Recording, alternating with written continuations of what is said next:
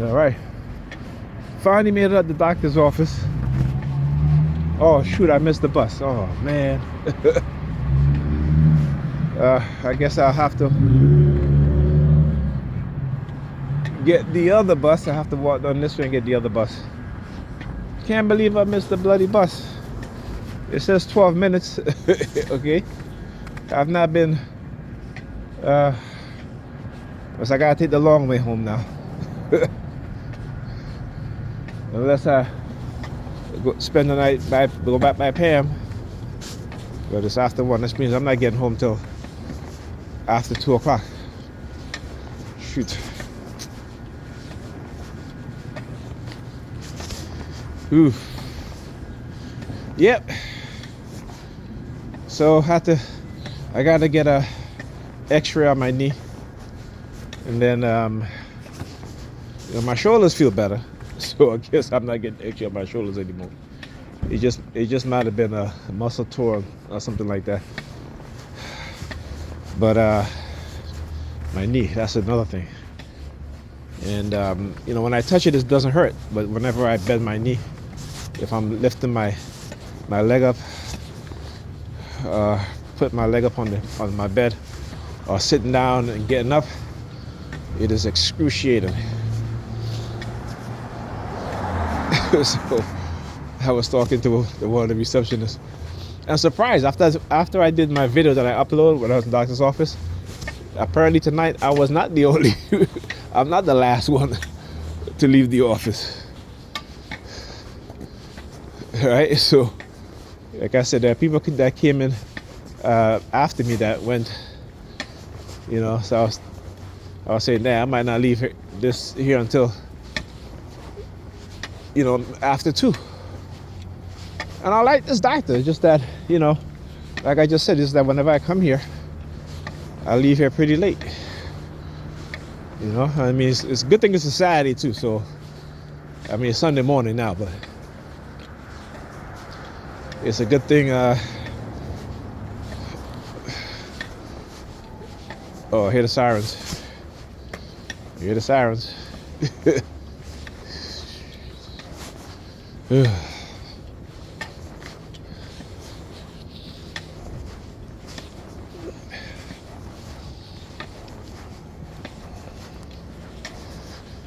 Yeah, damn, I'm so pissed. I was there talking to the receptionist. Just give her a different thing, and she was like, well, I said, she's like, oh, you think God is evil? I said, of course God is evil. Right? God is also good, right? That's according to your Bible. She's like, really? She's like, not my God. I said, I'm not saying that. That's in your Bible. God said, I created the light and the darkness. I created good and evil. So in order for you to create evil, you have to be evil. In order for you to create good or have evil in you, in order for you to create good, you have to have good in you. And like, how come Christians never think about that shit? All right? Like I said, do they even really truly read their Bible? Do they, because do they really have a true understanding? And most of them don't. Right? Particularly not the Roman Catholics. I mean, they got the proper interpretation. It is their Bible. Okay? It is their Bible. All right? The King James Version is not only authorized by King James, but also authorized by the Roman Catholic Church. All right? So it is their version. And they also have a book that tells you how you should interpret the scriptures. They just as in Islam, right? Just as you have the Surah, right? Which is how you would interpret the Quran. So all of the imams interpret the scriptures the exact same way. Okay, so if I don't care if you are a Pentecostal, if you are a Seventh-day Adventist, or what have you, your Bible comes from the Roman Catholic Church. And so you need to go get the instruction booklet and how to properly interpret the scriptures, and go by that. Yeah, hear the sirens? Yeah, you know I'm right. So yes, yeah. When they say Christians say God is not the author of confusion, God most absolutely is the author of confusion. He absolutely is the author of confusion. And I'm not saying that based on my opinion. It's in your Bible. Look, KYA 832:4. Right? Anyway, I said it's in your Bible. Right? God is the one that confused human beings. God is the one that, according to your Bible, He's the one that gave them different languages so that they will be confused and not know what each other is saying. So when these pastors and these people talk about God is not the author of confusion, He most absolutely is. Right? Because His holy book has confused a lot of people. That's why you have so many thousands of different Christian denominations. Because they can't get together under one concise interpretation, right? But they have to interpret it how they want to interpret it, right? So again, you know what they say to what they actually believe and what they actually do is three different things. What they say is different from what they do by their actions, and it's different from what they believe, right? So again, you gotta have logic. You gotta have a critical thinker. Yeah, you gotta say your logic. Yeah, the sirens.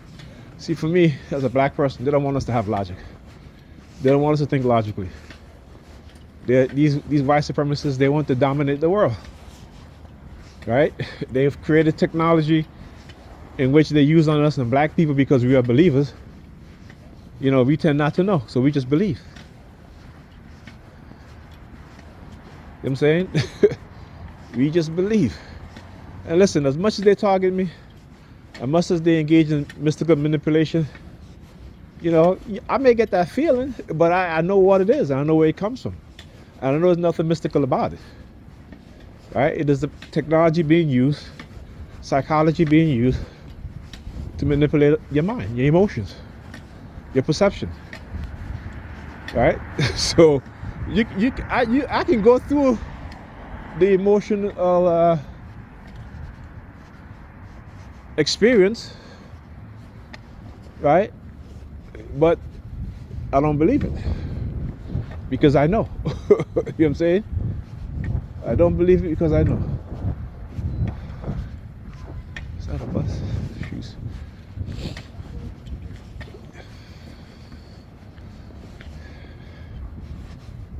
And like I said, we have got to start producing a new generation of children who can think, and which means we're going to have to engage in protective measures, making sure that they're not poisoned with lead, making sure that in the community in which they live, that there's no noise campaign, right? Like I said, go and look at these studies from the FAA on noise pollution and how it affects the cognitive ability of children, particularly during the school day. All right, you guys see me film where you hear the fire trucks loud as heck. You hear helicopters flying over. Right? When the FAA studies show you that when helicopters fly over schools, when fire trucks and ambulance drive past schools with their sirens going, if a child is doing work, if the teacher call a child up to the board to solve a problem, when that noise is going off, that child cannot think. That noise interrupts their cognitive processes. Okay? Why do you think it's in some parts of New York, particularly New York City, right? And particularly here in Brooklyn, there are signs that says if you honk, you'll face a $500 or $750 fine.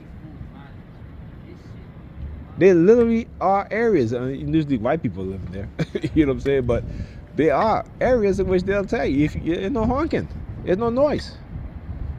Okay, you don't hear police vehicles and fire trucks and ambulances making noise. They don't. And yeah, talk to you guys in the future.